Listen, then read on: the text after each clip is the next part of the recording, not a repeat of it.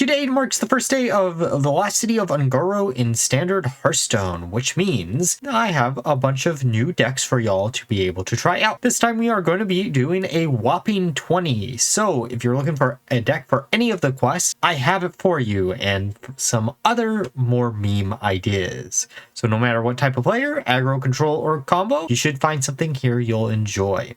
It is also worth mentioning, because we're doing so many, I will be leaving a Google Doc down below instead of having the normal links. I just don't have enough space in the description. Now, let's start with the first DK list, which is going to be Quest DK. The idea behind this list is we are going to be trying to fill our board with as many of the quest rewards as humanly possible. Quest reward is a 8/8 that whenever it is destroyed, it gives you a location. So that means in order to fill up our board with locations, we're going to be using things like Scrapbooking Student for additional copies and Umbra as a way to get even more of these locations on board. And since we're already using some of the location support, we're going to be trying to use Elise as a alternate win condition to either do a bajillion damage to our opponent's face or just be able to establish even more copies of our quest reward. Being a control style of list using a lot of the more blood related cards that you would normally see. Now for the next list, which is going to be Frost OTK DK, the idea behind this deck is we are going to be using Dread Raptor as a way to discount our Frostbitten freebooters down to 0 mana. Then we're going to be able to slam this down on the same exact turn. We're going to be able to use things like Eternal Layover and our Bone Chill Stegodons as a way to do additional damage. Then finally finishing off our opponent with a 1 well-timed Umbra. Now for Demon Hunter, we're going to be playing Quest Demon Hunter.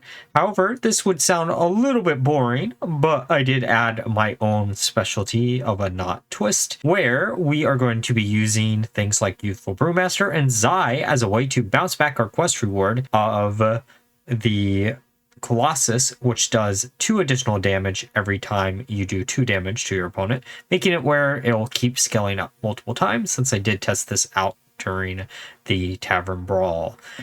Sure, this won't be the most consistent way to build a deck, but it is the funniest. Now for Druid, starting with Loh Druid. The idea behind this is we are going to be using Loh, the Living Legend, as a way to discount our high-cost minions down to 5 mana, thus allowing us to easily slam down some carriers, Ferox, and Yaceras into late game, while also controlling the board state with a bunch of the early game token generating cards that should allow us to easily survive, so we can make use of this very powerful legendary. And the second Druid list that we have is going to be Quest Druid, but we're also going to be using the Arcane package. This was something I experimented with last month while I was on my little break, where essentially the game plan is we are going to be swarming the board so we can easily get the quest reward of the Everbloom. This will allow it whenever we attack with our hero to give all of our minions on board +2/+2, but we're going to be able to duplicate some of the key swarming cards such as Cosmic Phenomenon through things like Starlight Reactor, and just be able to buff up the minions that we have on board and thus overwhelm our opponent really quickly. Now for Hunters, starting with Niri Hunter. The idea behind this is we are going to be using the new legendary Niri of the Crater, that whenever you cast a 1-cost spell, cast it twice, you can ignore the other part of the effect. Essentially, the game plan here is we're going to be using new cards like Rot Skipper and old cards like Grifta to get 1-cost spells that do a bunch of damage to our opponent's face, thus allowing us to easily OTK. And then we're also going to be relying on the Discover package as ways to get additional copies of these or just be able to survive into the late game.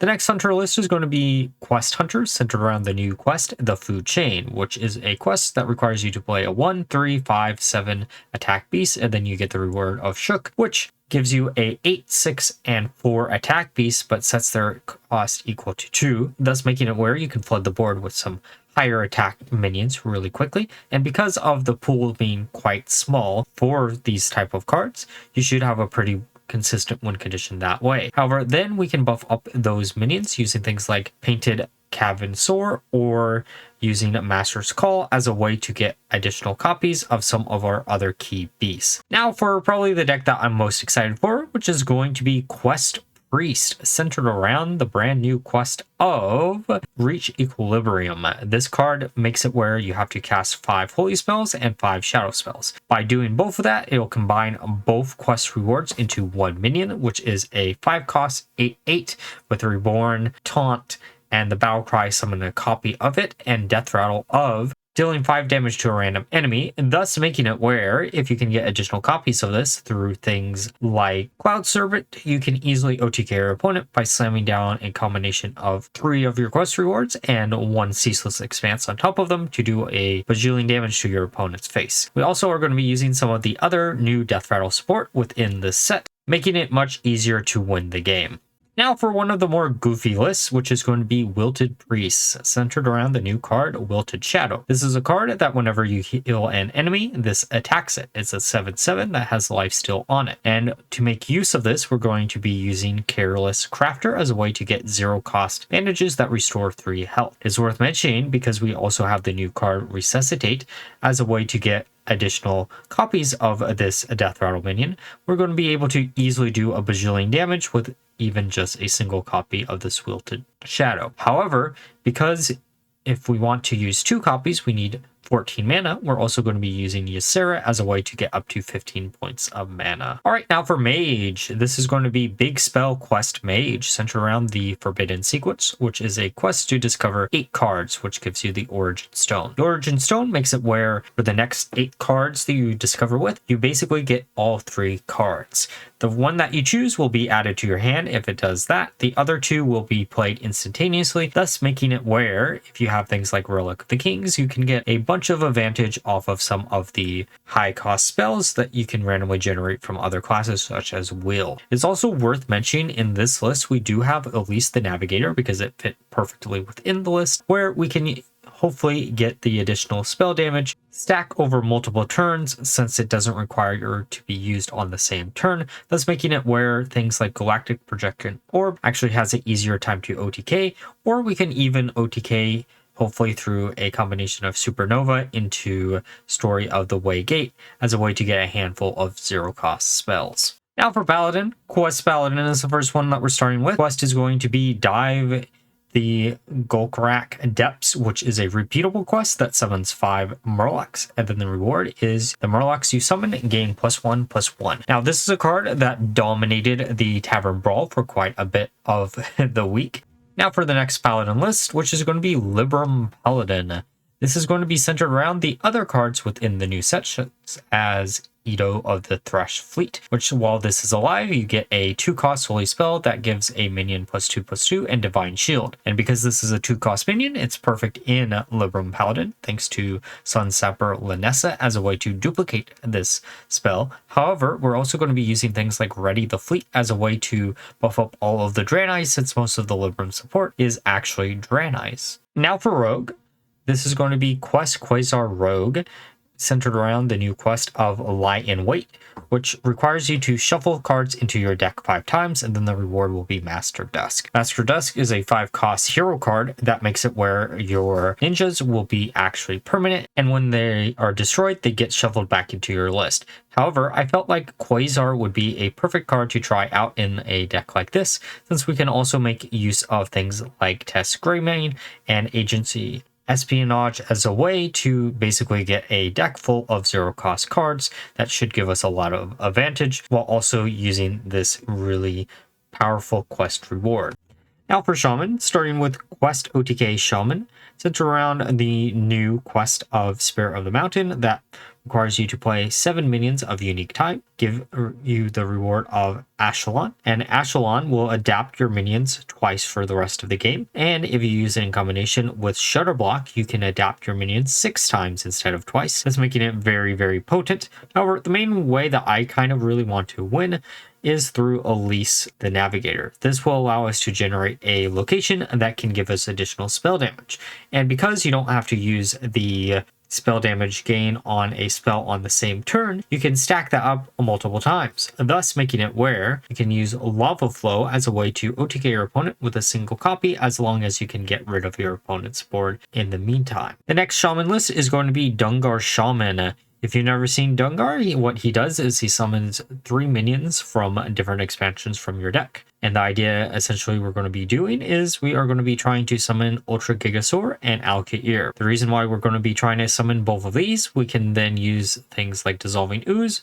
to dissolve the giant dinosaur and then spit out its bones on the Alkair, OTKing our opponent. We also do have Elise just because she fits pretty naturally in this list, and we have Mithra as a way to make our combo online even if we don't draw into Dungar quick enough. Overall, this should be a real fun one, especially if you're a fan of Dungar and really wanted to use the new Ultra Gigasaur meme card. Now for warriors, starting with Quest Dragon Warrior. This list will probably look familiar if you watched the Tavern Brawl list from last week. There are a few card differences. We have better draw power thanks to All You Can Eat, and better AoE thanks to Hostile Invader. However, if you've never seen Enter the Lost City, the quest is to survive 10 turns, and the reward is Gaze of the Lost City, which gives you access to all the original quest rewards from Ungoro. Things like Time Warp or Galvagon as a big OTK enabling tool that will overwhelm opponents. Essentially, the game plan is we're going to be controlling the board state as long as humanly possible, using as many copies of Cendrille as possible to be able to establish a board where we can just whack into our opponent's face once we draw into that Time Warp. The other warrior deck is going to be Nablya the Watcher Warrior, centered around Nablya and Grom. The idea behind this is we are going to be trying to buff up our Grom as big as humanly possible, then doing 1 point of damage, slamming down a Nablya as a way to get an additional copy of him on the board, which hopefully will be enough damage to OTK our opponent. It is also worth mentioning that you probably could easily run Champions of Azeroth in this list as a way to get either Bran or another cheaper Grom, but I couldn't find space for it, but you could maybe try it over the city defenses. Finishing off the quests for this video is Quest Warlock. Escaping the Underfell is the final quest, which is to play 6 temporary cards, and the reward is the Underfell Rift. This is a rift that will cost 5 mana that you can sacrifice 1 card per turn to summon 2 random fell beasts. And essentially the game plan of this list is we are going to be trying to swarm the board with a bunch of minions as quickly as possible, reminiscent of Zoolock of yesterday. We're also going to be running Clumsy Steward as a way to turn every single card that we have in our deck into a temporary card, thus making it where we can easily finish off our quest reward. It is also worth mentioning with this list in particular, this does act as a way to deal with any opponents, and they're going to have to deal with instantly, or they're going to get really annoyed quickly. We also do have Kill Jaden as a late game threat, just in case we want to have infinite resources for our quest reward. For the second Warlock list, it's going to be Razidir Warlock, which is the brand new legendary that has the battle cry, discard a random card from your hand, control your opponent's hand instead. This might sound a little bit weird. You're never going to want to play this when it's discarding a card from your hand. However, because the Dark Gift package does have a lot of demons and beasts within it, you can easily make it where it discards a card from your opponent's hand instead. And on top of this, since a lot of these Dark Gift cards can discover additional demons or beasts, you can get additional copies of it and then hopefully use things like Champions of Azeroth as a way to make full advantage and getting rid of whatever win condition your opponent might have, thus ruining their day. And we also do have Kill Jaden as essentially technically an infinite way to get infinite copies of this card. For the finalists, we have Will Ramp Warlock, which is going to sound extremely weird, but you got to check this new card out, Crystal Tender, which is a battlecry card that gain empty mana crystals until both players have the same mana. This might sound really bad on paper, however, using this in combination with Fracture Power makes it where we'll never lose advantage by slamming down a Fracture Power, and we should be able to ramp quite quickly into things like Wheel. Wheel will be allowed to be out by like turn 5 or 6, thus making it where you can more easily pull off the combo. And if you can't pull it off quicker, you still do have access to all of the Starship cards within this list to survive into that late game. It's just a hope that you'll be able to pull this off, but this felt like the best home for the combination of these two cards. Now, I know I went a little bit overboard this time around with 20 decks instead of my normal 11, but let me know down below which ones you're most interested in seeing. It's also worth mentioning, this is the final video as a knot that will be on this channel, unless there's some redemption or some other thing. But look out for the new design starting tomorrow. But like always, if you enjoyed the video, please like, comment, subscribe, and until next time, bye-bye.